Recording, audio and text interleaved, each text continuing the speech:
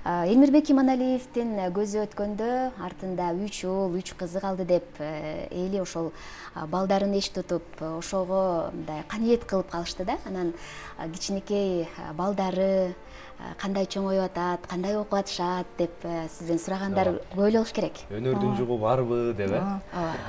Албетте азыр ушул нерсе мындай баардыгын биз эле эмес, мен эле эмес, баягы кыргыз журтчулугу ушунчалык күтөт экен да.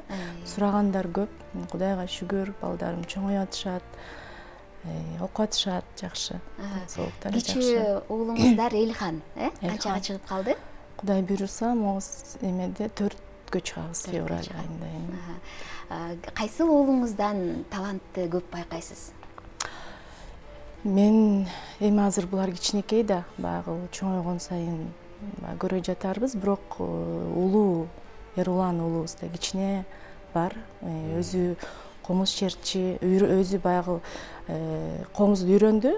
Атасы баягы кичинекей көрсөтүп берген нерсени өзү улап кетчү да. Анан атасы да аябай сүйүнүп, ушул баламдан чыгат окшойт деп атасында да үмүтү бар эле. Менин да үмүтүм ошол.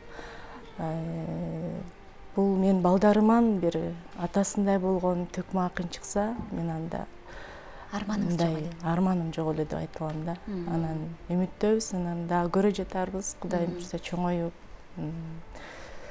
Адылхан дагы мындай эркин, бир чыгармачылык дүйнөсү бар бала, байкашыңызча? Адылхан негизи мүнөзү атасына окшош экен да. Кичинекей кезинде Элмирбек ушундай экен, азыр эжелерин айтып калат.